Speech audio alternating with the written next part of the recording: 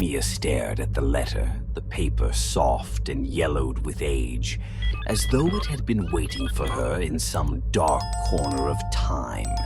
It had arrived without warning, slipped through the mail slot of her apartment door like any other piece of junk mail. Only this one was different. The envelope bore no return address, just her name, Mia Kensington, written in looping, elegant script that sent a chill down her spine. She had never seen handwriting like this before, and the way the ink bled into the paper suggested it was written with an old-fashioned fountain pen. As she tore open the envelope, a faint scent of earth and mildew wafted up, making her wrinkle her nose. Inside was a single sheet of thick, heavy parchment with a message so brief it felt ominous. You are invited to the Halloween haunt. One night only. October 31st, midnight. Hillridge Manor. Come alone. Bring nothing but your courage. At first, Mia thought it must be some kind of prank. Halloween was just a few days away, after all, and she was no stranger to the elaborate tricks some people like to play this time of year. But there was something about the letter that made her pause. It wasn't just the age of the paper or the cryptic message.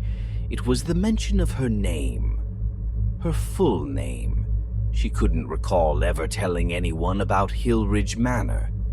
In fact, she hadn't even thought about that place in years, not since she was a child. She had only been there once, long ago when her mother had taken her on one of her so-called adventures. It was an old, abandoned estate on the outskirts of town, half swallowed by the overgrown woods that surrounded it. The local kids always whispered about the house, calling it haunted, but Mia had never believed them. At least, not until her mother disappeared. The memory of that day, the way her mother had vanished without a trace after wandering too close to the house, still haunted Mia. No one had ever found a body. The police had chalked it up to an accident, but Mia had never truly accepted that explanation.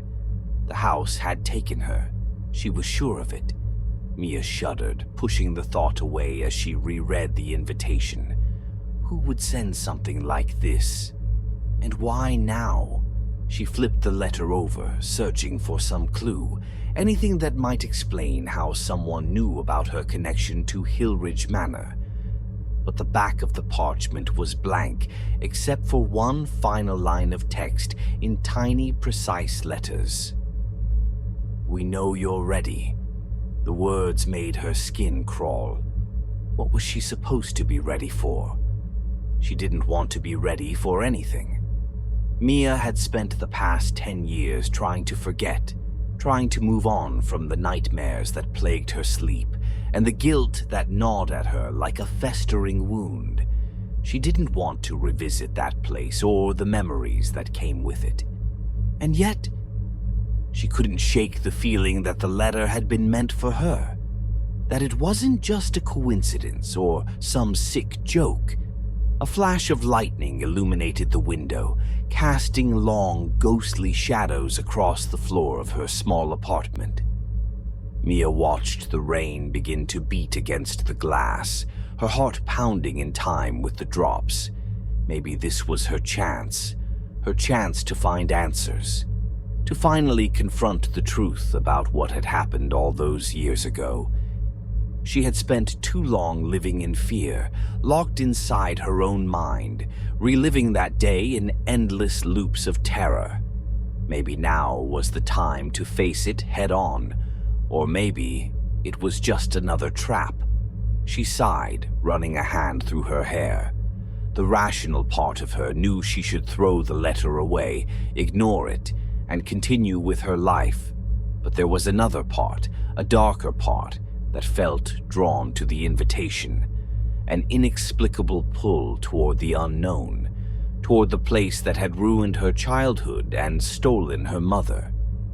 Mia tossed the letter onto her coffee table and stood, pacing the small confines of her living room. Her thoughts raced in circles, spiraling around the same question. Why now? As the storm raged on outside, her mind refused to settle. She tried to watch TV, distract herself with something mindless, but every time she glanced at the screen, all she could see was the letter sitting there, taunting her with its presence. Finally, as the clock ticked closer to midnight, she made her decision. Without bothering to pack a bag or grab an umbrella, she slipped on her coat, stuffed the letter into her pocket, and stepped out into the rain. The cold night air hit her like a slap, but she barely felt it. Her thoughts were consumed by the looming dread of what she was about to do. Hillridge Manor waited. The drive out to the manor was long and winding, the kind of journey that seemed to stretch on forever as the world outside her car grew darker, more unfamiliar. The rain pelted the windshield, turning the road into a blur of slick black pavement and twisted tree limbs. The deeper she went, the more isolated she felt, as though she were leaving behind the real world and entering a place that existed only in nightmares. When she finally arrived at the gates of Hillridge Manor, her heart stopped. The iron gates stood open as if they had been waiting for her, and beyond them, the house loomed like a great, decaying beast. Its windows were dark, its stone walls weathered and cracked, yet there was something almost alive about it, as though the house was watching her, waiting to see what she would do. Mia hesitated for a moment, her breath fogging up the air as she stared at the mansion. A part of her wanted to turn around, drive back to the safety of her apartment, and pretend this had never happened. But it was too late. She was here now, and something deep inside her whispered that this night would not end until she stepped through those doors. She gripped the steering wheel tighter, her fingers trembling slightly. Then, with a deep breath, she forced herself to move. She pulled the car up the long driveway, parking just outside the front entrance. As she stepped out, the wind howled around her, carrying with it the scent of wet earth and decay. The front door of the manor creaked open, as though it had been waiting for her, and a shiver ran down her spine. Without another thought, Mia walked into the house. The door groaned shut behind Mia with a heavy, ominous thud, sealing her inside the manor. The sound echoed through the vast, empty hall like the tolling of a distant bell. She stood frozen in the entrance, her heart racing as her eyes struggled to adjust to the dim light. The house was unnaturally cold, the kind of chill that seeped into her bones and made her shiver despite the heavy coat she wore. She glanced around, her breath misting in the frigid air. The grand foyer was larger than she remembered, though that might have been her imagination. Everything about the place seemed distorted, as though the house itself had shifted over the years, twisting into something darker, more malevolent. The walls were lined with faded, peeling wallpaper, and the floor beneath her boots creaked with every step she took. A massive chandelier hung overhead, its crystal pendants dulled with dust and cobwebs, casting faint shadows that danced eerily in the flickering light of the candles mounted along the walls. But something else caught her attention. The oppressive silence. Not the kind of peaceful stillness one might expect in an abandoned house, but a heavy, suffocating quiet that pressed in on her from all sides. It felt wrong, office, like the house was holding its breath, waiting for something to happen. As she stepped further into the foyer, she heard a noise, a low creak, almost imperceptible, like a footstep on old wood. Mia's pulse quickened as she turned, but there was nothing behind her.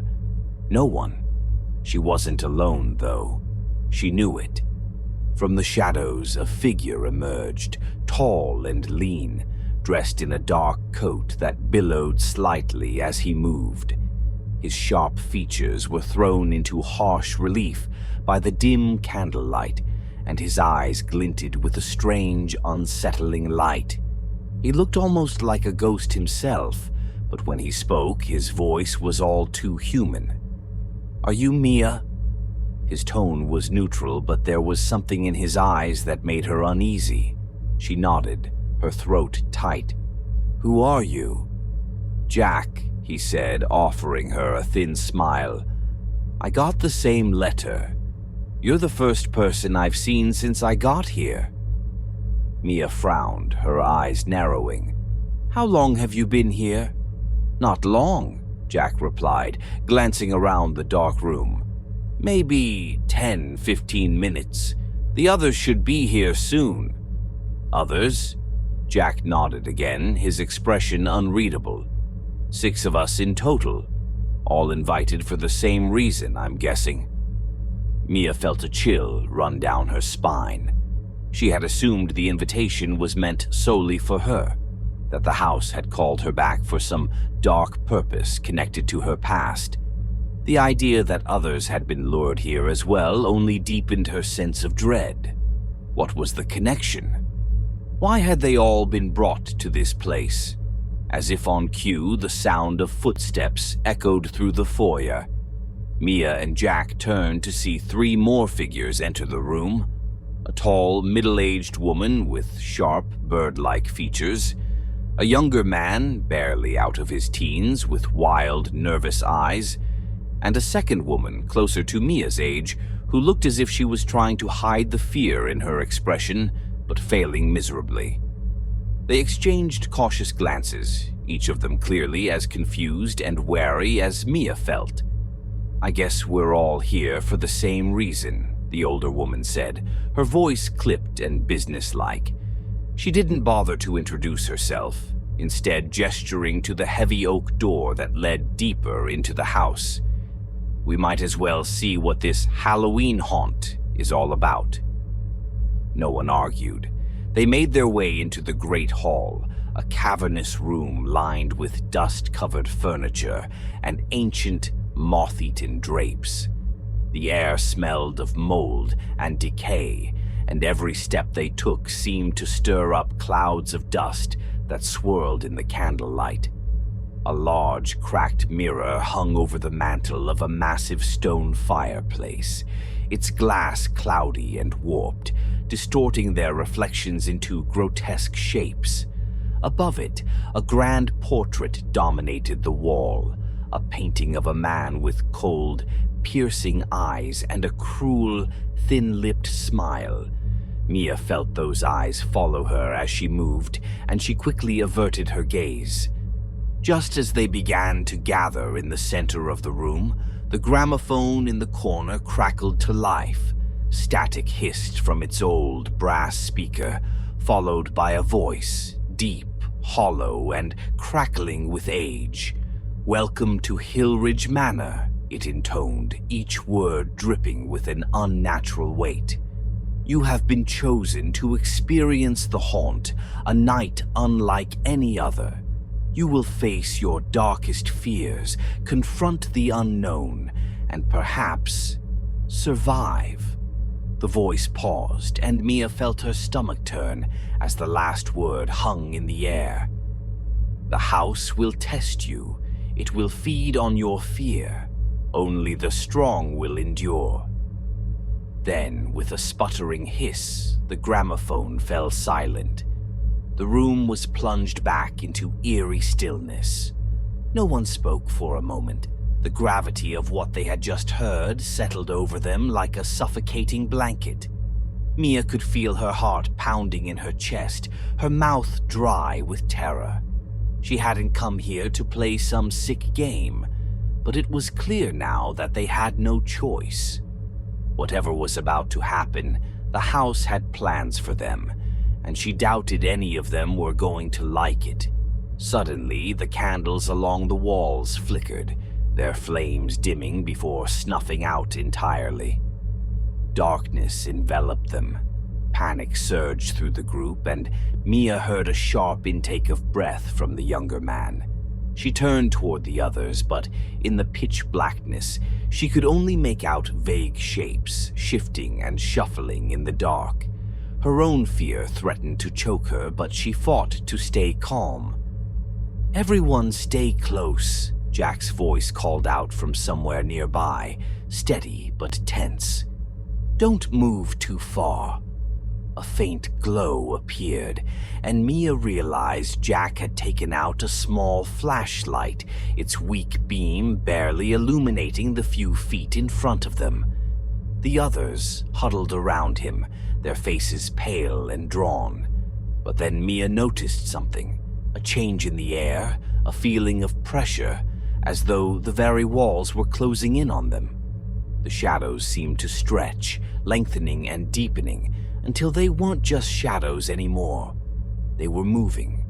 A whisper floated through the room, faint but unmistakable, like the breath of someone standing too close. And then, just as suddenly as the lights had gone out, the candles flared back to life. Mia blinked, her eyes adjusting to the light. For a moment, everything seemed normal, as if nothing had happened. But then she realized someone was missing. Tessa, the younger woman who had been standing next to her, was gone. Panic rippled through the group. They called out her name, their voices echoing through the empty hall, but there was no response. Tessa had vanished without a sound, leaving no trace behind. One moment she had been there. The next, she was simply gone. Mia's skin crawled. The air felt heavier now, colder, as if the house itself had taken notice of their fear and was feeding on it. And then, from somewhere deep within the house, they heard it. Laughter. Cold, sharp, and laced with madness. It was Tessa's voice. Mia ran down the corridor, her heart slamming against her ribs, the walls of Hillridge Manor warping and twisting around her as if they were alive. Every hallway she entered looked the same, long, dark, lined with decaying portraits and cracked wooden floors, but none led her where she expected. It was as if the house itself had become a labyrinth, shifting its shape to trap her.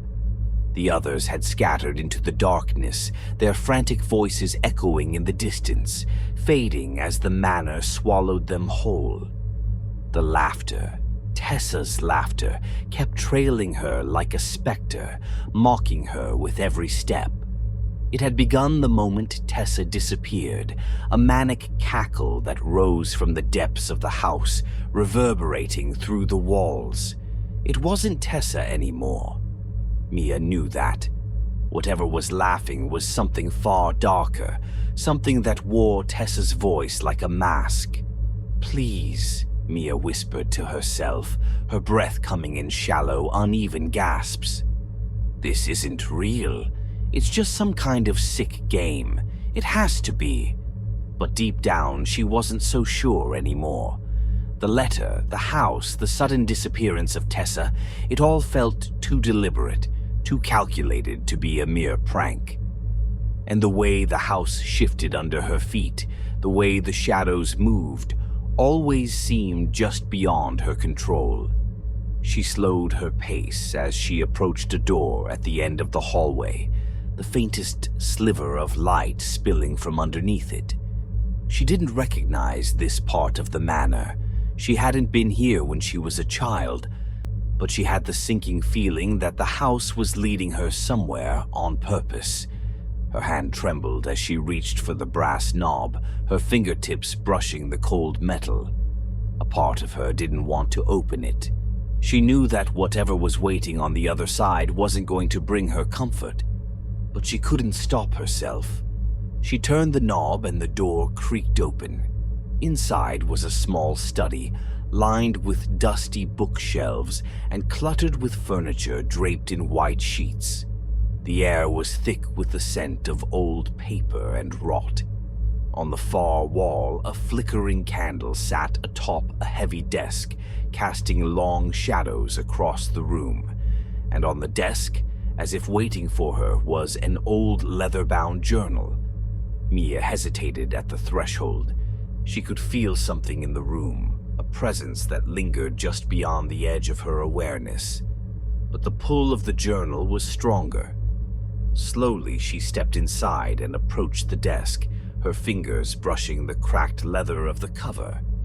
The name stamped in faded gold letters on the front sent a cold shiver through her. Elias Hillridge. Her heart skipped a beat. The man from the painting in the great hall, the one with the cold, piercing eyes. This had been his journal. She flipped open the book, her breath catching as she saw the chaotic scrawl across the pages. The words were jumbled and frantic, written in a hand that seemed to deteriorate the further she read. Elias Hillridge hadn't just been the owner of this house. He had been consumed by it. The house speaks to me now. It knows what I want, what I need. I cannot leave, nor would I want to. The haunt must be fed. One by one, they will join me. Their fear will sustain the house, and their souls will become part of it. Forever. The words blurred in front of Mia's eyes, a deep sense of dread filling her chest. The house was alive. It thrived on fear, on the souls of those it trapped within its walls. That was why they had been lured here. The haunt wasn't just a game, it was a ritual, and they were the sacrifices. A scraping sound made her flinch, and Mia spun around, her heart pounding. The door to the study creaked as it slowly swung shut, trapping her inside. She backed away from it, her mind racing, panic clawing at her throat. And then, from the shadows, Tessa emerged. But it wasn't really her. Her once lively eyes were now dull and lifeless, her skin pale and gaunt, as if something had drained the very life from her. She moved stiffly like a puppet whose strings were being pulled by an unseen hand, and yet her lips curled into a twisted smile, her voice soft and sing-song as she spoke. "You can't leave, Mia," Tessa whispered. "The house won't let you." Mia stumbled backward, her hands trembling as she clutched the edge of the desk for support. "Tessa, what happened to you?" Tessa's head tilted to the side, her smile widening in a way that was far too unnatural, far too wrong. "It's not me anymore. It's the house. Don't you see? It's already inside of you. It's inside all of us." Mia's blood turned to ice as she realized the truth. The house was taking them, one by one, twisting them into something unrecognizable. It was feeding on their fear, their souls, until there was nothing left but empty shells. She had to get out. Now, without thinking, she grabbed the journal and bolted for the door, but Tessa, or whatever was controlling her, blocked her path. Her eyes gleamed with dark amusement as she stepped closer, her movements jerky, inhuman. "There's no escape," Tessa sang, her voice warping into a distorted, echoing tone. "You're already part of it. The house wants you, Mia, and once it has you, you'll never leave." Mia's breath hitched as she backed away, searching frantically for another exit. Her mind raced, but her thoughts felt sluggish, as if the house was seeping into her consciousness, clouding her judgment. She couldn't let it get to her. She had to stay sharp, stay focused. In the corner of the room, behind a pile of old furniture, she spotted a window. It was small, barely large enough for her to squeeze through, but it was her only chance. Without hesitation, she ran toward it, shoving the furniture aside with all her strength. The sound of Tessa's laughter echoed behind her, growing louder, more unhinged. The house seemed to tremble around her, as though it could sense her desperation, and the floor beneath her feet creaked ominously. Mia grabbed the edge of the window, her fingers numb from the cold, and pushed it open. She could feel the air outside, cold and biting against her skin. But it was a lifeline, proof that there was still a world beyond this nightmare. But just as she began to climb through, she felt something cold and sharp wrap around her ankle. She screamed, her hands slipping on the window ledge as she struggled to free herself. But when she looked down, it wasn't Tessa holding her back. It was the floor.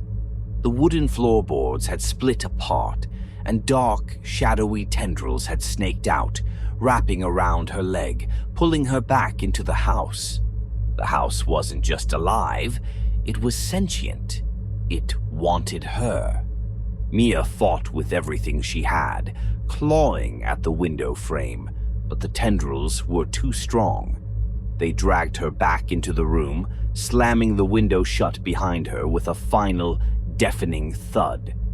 Tessa stood over her, her expression a grotesque mix of triumph and pity. "It's already begun, Mia. The house is part of you now. You can't fight it." But Mia wasn't ready to give up. Not yet. With a surge of adrenaline, she tore the journal from her coat pocket and hurled it at the shadowy tendrils. The moment it made contact, the shadows recoiled, hissing like something out of a nightmare. For a brief, terrifying moment, the house itself seemed to scream, a low, guttural sound that reverberated through the walls. Mia didn't wait to see what would happen next. She scrambled to her feet, heart pounding, and raced out of the study, leaving Tessa behind. The house groaned in protest as the walls seemed to close in around her, but she didn't stop running. The others had to be warned. They had to find a way out before the house claimed them all. As she stumbled through the twisting corridors, the laughter followed her, growing louder, more distorted. The house was toying with them, deceiving them at every turn. And Mia knew, deep down, that the worst was yet to come. The haunt had only just begun. Mia's breath came in ragged gasps as she sprinted down the endless twisting corridors of Hillridge Manor. The house groaned and shifted around her, warping into impossible shapes, stretching itself into a monstrous thing that defied logic. The walls felt closer now, almost suffocating her, their cold, damp surface brushing against her as she ran. The laughter, Tessa's maddening laughter, followed her like a living thing, echoing off the walls, mocking her futile attempts to escape. The others were gone. Mia hadn't seen them in what felt like hours, though time itself seemed to distort within the manor's twisted halls. Jack had vanished, Karen had screamed until her voice went silent, and Mia hadn't even dared look back at the things that had once been human. They had been claimed by the house, warped, devoured, consumed by the darkness that lurked within its walls. And now it was coming for her. The tendrils of shadow that had grabbed her in the study were still there, lurking just beyond her vision, waiting for the moment she would falter. She could feel the house watching her, could sense its hunger, its desire to pull her in like it had the others. The air was thick with something foul, something alive, and Mia knew, deep in her bones, that the house was no longer just a structure. It had become a predator, and she was the prey. She rounded a corner, her feet skidding on the slick, uneven floor, and found herself in the great hall once more. The massive, cracked mirror hung above the fireplace, reflecting the room back at her in distorted, nightmarish angles. The portrait of Elias Hillridge still loomed above it, his cold, piercing eyes glinting in the dim candlelight. But something had changed. His face. It wasn't his anymore. It was hers. Mia's breath caught in her throat as she stared at the portrait. The features were unmistakable: her dark eyes, her tangled hair, her pale, frightened expression. It was her face painted in Elias Hillridge's place, a silent mockery of her struggle. The realization hit her with the force of a blow. The house wasn't just trying to trap her. It was trying to make her part of itself. Her mind reeled and she stumbled backward, nearly tripping over the decaying rug that lay across the floor. How had this happened? When had it happened? She had come to Hillridge Manor for answers, for closure, but instead she had been drawn into something far more insidious. The house chose you. The words from the journal echoed in her mind, Elias Hillridge's mad scribblings about the haunt, about trapping souls and feeding on fear. It wasn't just a ritual, it was a cycle. The house didn't just claim victims, it turned them into its caretakers, its watchers, its guardians. And now it had chosen her. Mia staggered toward the mirror, her hands trembling as she touched its cold surface. Her reflection stared back at her, hollow-eyed and gaunt, her expression twisted with fear and exhaustion.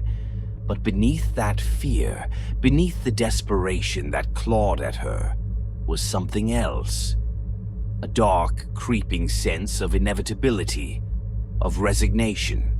She had been fighting the house, resisting its pull, but maybe that was exactly what it wanted.